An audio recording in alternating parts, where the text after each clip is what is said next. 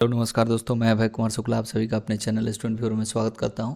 और जैसा कि अभी इस वीडियो में बात किया जाएगा, जो आरआरबी ग्रुप डी का जो वैकेंसी है, आरआरसी ग्रुप डी, वो 01/2019 का है। इसी के रिगार्डिंग की डॉक्यूमेंट वेरिफिकेशन में कौन कौन सा डॉक्यूमेंट्स लगेगा, किस डॉक्यूमेंट्स का डेट क्या होना चाहिए, कब का वो डेट होना चाहिए, या अगर किसी डॉक्यूमेंट्स में आपका नेम गलत है या कैसे है तो उसके लिए क्या करना चाहिए, एफिडेविट की ज़रूरत है या नहीं है या क्या है। तो इसके लिए सारे बातों को पूरी डिटेल में समझेंगे और जानेंगे। हम लोग के समय डीबी हुआ था तो उसमें जिसके पास डॉक्यूमेंट्स नहीं था वो क्या किया, या और सारी बातें जिसके लिए आपसे बात किया जाएगा। तो आइए, इस वीडियो में हो सकता है कि वीडियो थोड़ा सा लंबा हो, लेकिन इसके लिए टेंशन नहीं लीजिएगा, सारी बातें एक एक चीज़ समझाया जाएगा। तो मैं आशा करता हूँ कि यह वीडियो आपके लिए काफ़ी हेल्पफुल होगा। बहुत लोगों का यह डिमांड था कि एक डीबी से रिगार्डिंग वीडियो बनाया जाए, इसलिए मैं ट्राई किया कि इसे थोड़ा सा लेट हुआ, क्योंकि अभी मेरा भी प्रोसेस चल रहा है इधर, तो उसमें भी थोड़ा सा टाइम लग रहा है। इसलिए चलिए आगे वीडियो में देखते हैं, बने रहिए कंटिन्यू। इसमें देखिए, ये है 7CPC के थ्रू। सबसे इम्पोर्टेंट बात आप यहीं पे देखिए, जो आपका फाइनल सबमिशन ऑफ एप्लीकेशन था वो 26/4/2019 में था, ठीक है।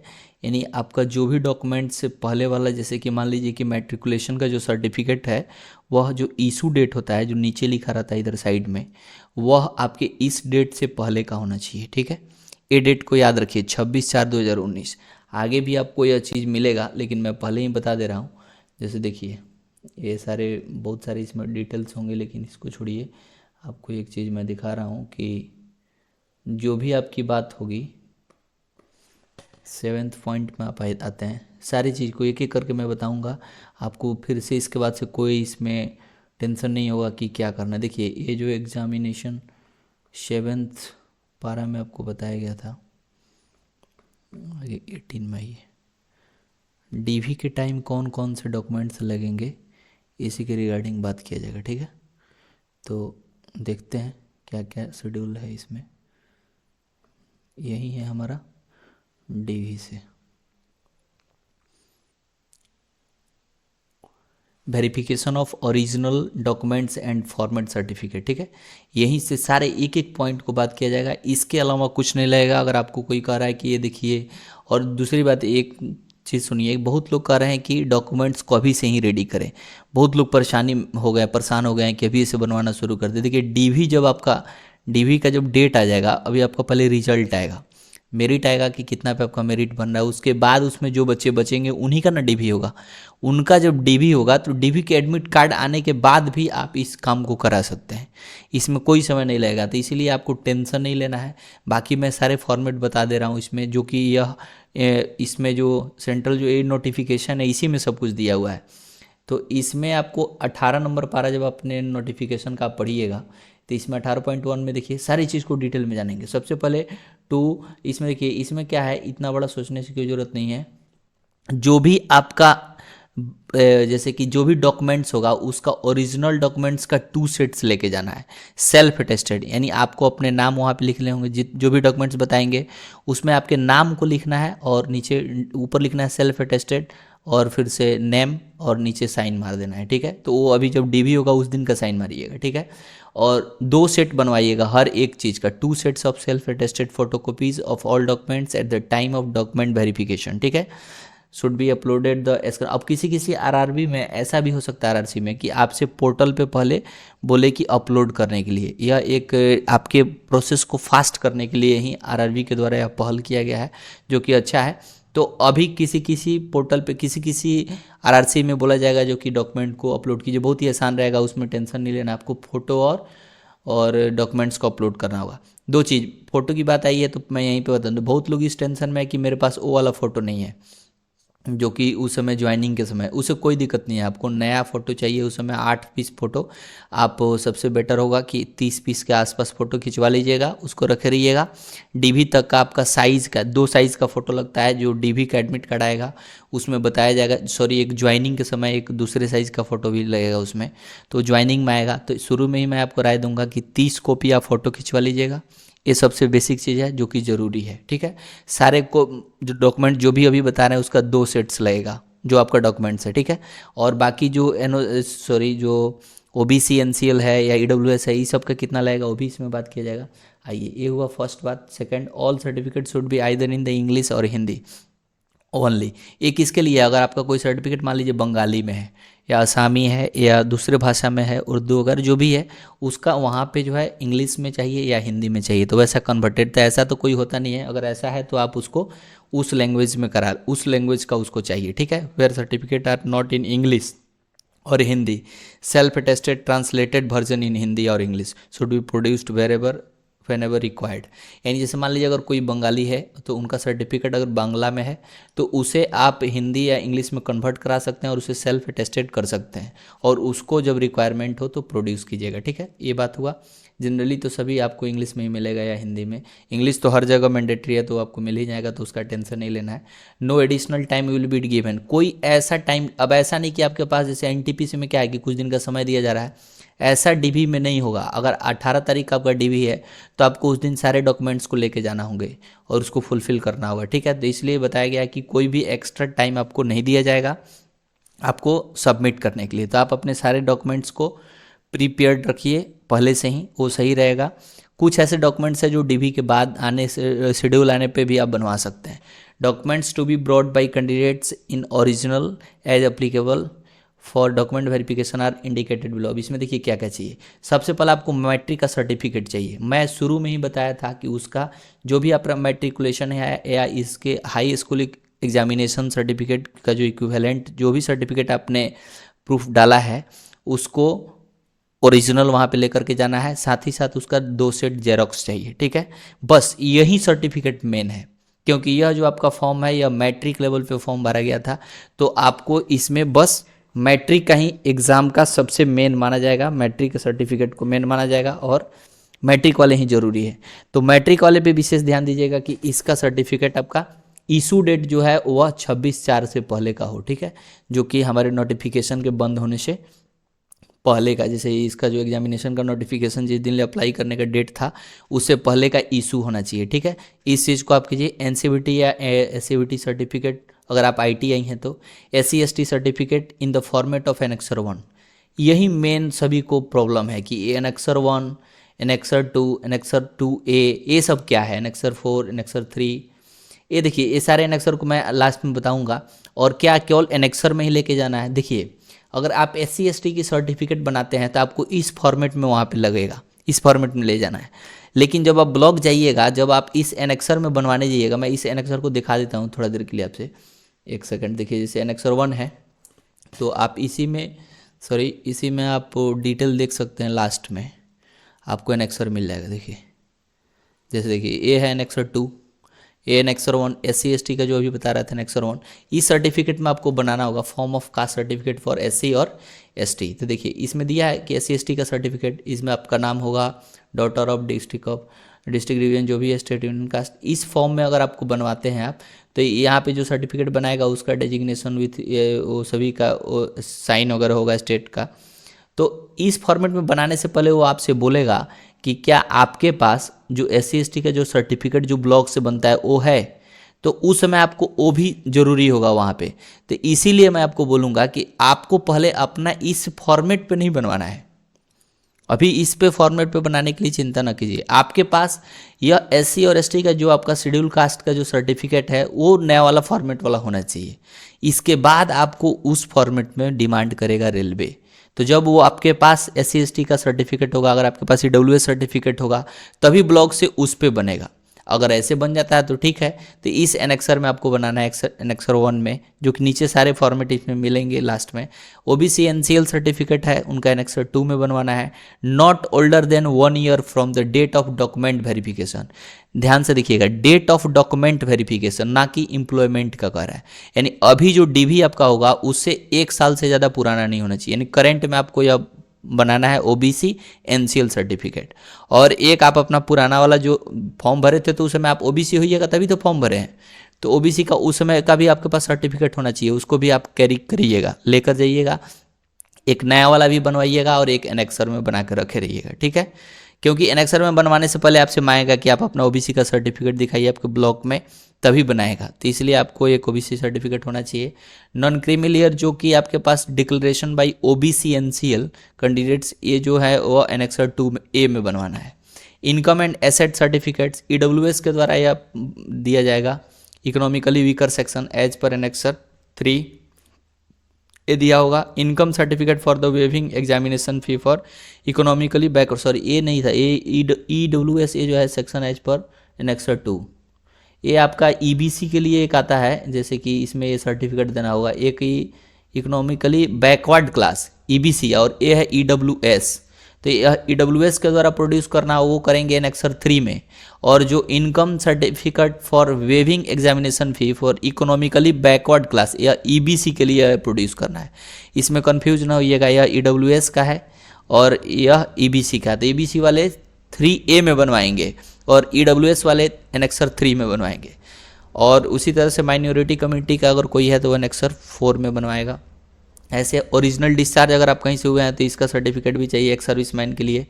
Medical certificate for persons with benchmark, अगर आप पीडब्ल्यूडी कैंडिडेट हैं तो आपको इस एनेक्सर में जो भी है, अगर आप किस स्टैंडर्ड से आ रहे हैं तो उसके लिए आपका एनेक्सर 5A है, 5B और 5C है, तो इसमें बनाना है।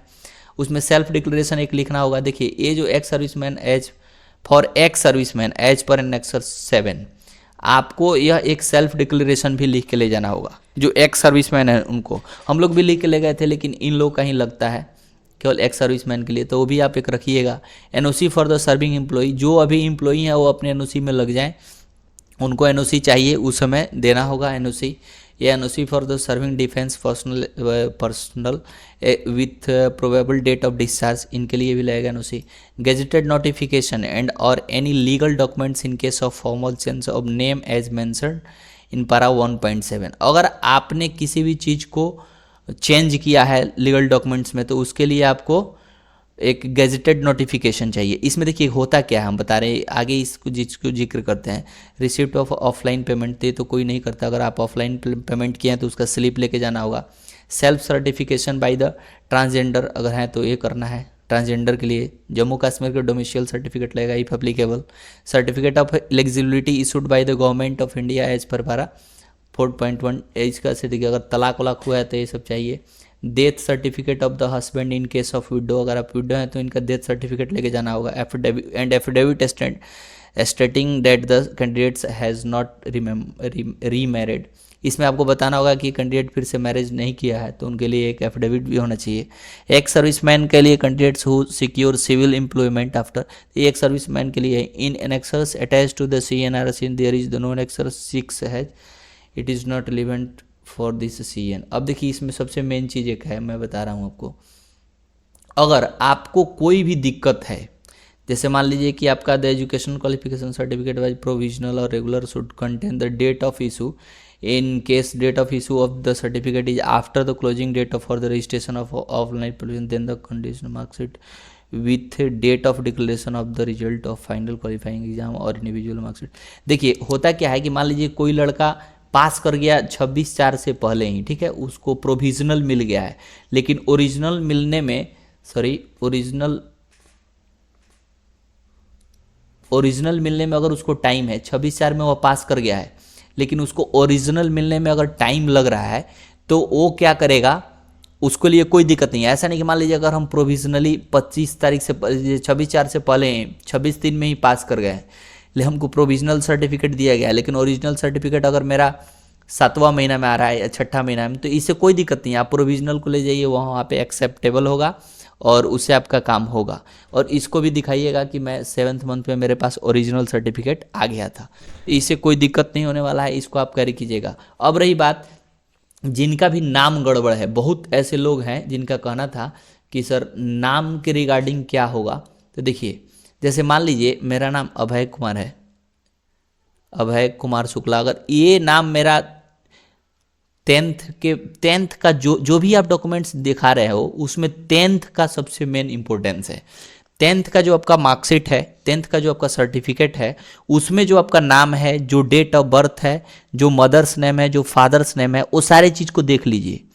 उसी नेम के अकॉर्डिंग आपका सारा सर्टिफिकेट होना चाहिए। इसी को बेस माना जाता है, ठीक है। अगर इसमें मान लीजिए अभय कुमार शुक्ला में स्पेस स्पेस है और आपका स्पेस 12th वाला में नहीं है, ग्रेजुएशन वाला में नहीं है, तो उसको सुधरवाना पड़ेगा आपको।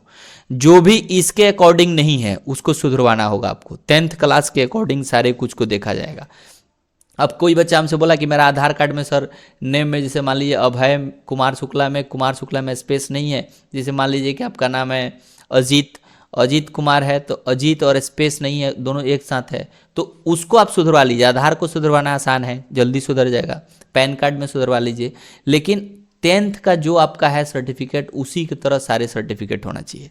तो 10th के अकॉर्डिंग आप अपने सारे सर्टिफिकेट को बना लीजिए और एड्रेस जो आपने फुलफिल किया है उसके अनुसार से आपका एड्रेस होना चाहिए। एड्रेस प्रूफ में उसको अगर चेंज कराना हो तो आप चेंज करा सकते हैं। जो भी सर्टिफिकेट है उसको चेंज करा लीजिए। अगर हल्का फल्का इधर उधर है तो आप अपने ब्लॉक से वहाँ पे जो एक जुडिशियल स्टाम्प लीजिए, नॉन जुडिशियल स्टाम्प लीजिए और उस पर एक एफिडेविट बनवा लीजिए।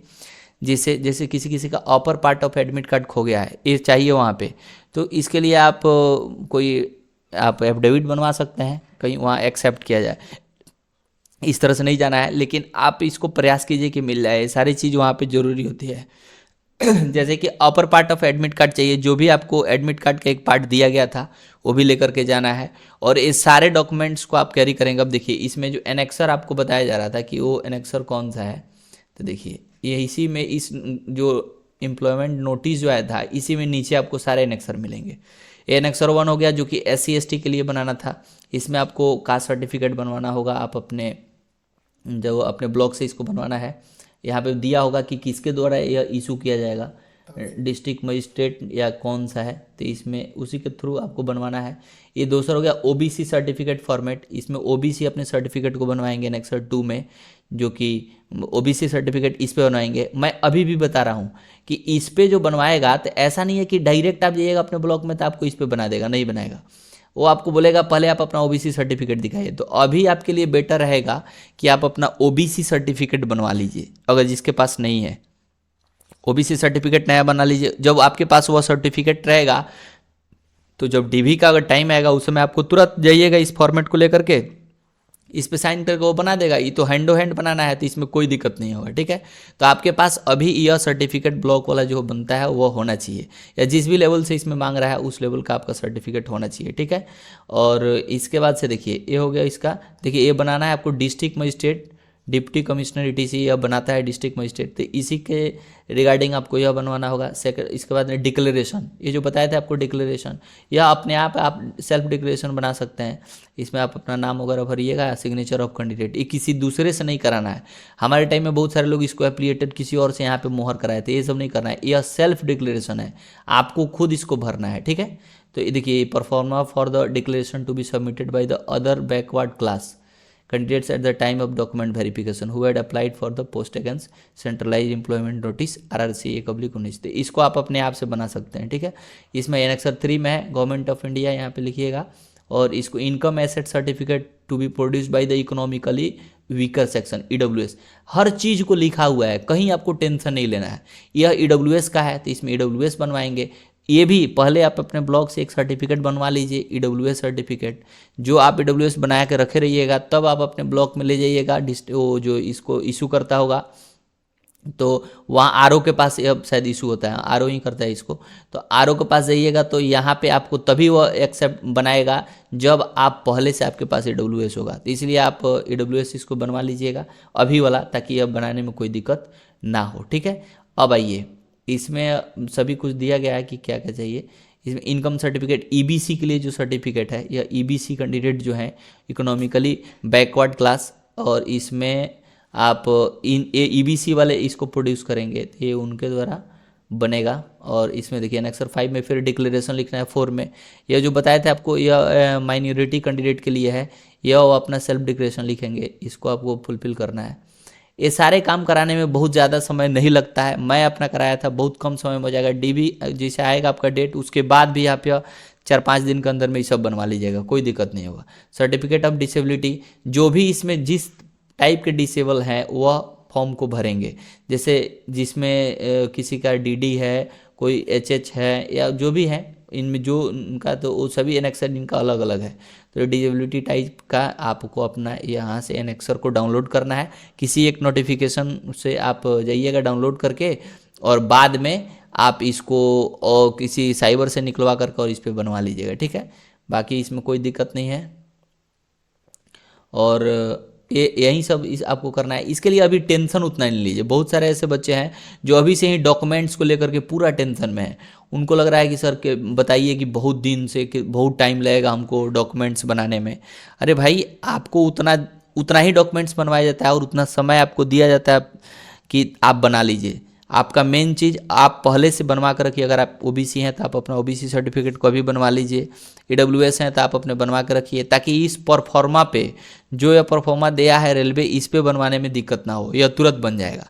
तो पहले से आपके पास रहेगा तभी तो इसलिए इसका नया वाला बना कर रखिए। और जब आप अप्लाई किए थे ईडब्ल्यूएस वाले के लिए तो नया ही चाहिए। अगर आप अप्लाई किए थे उस समय का ओबीसी सर्टिफिकेट आपके पास होना चाहिए, इसका डिमांड किया जाएगा।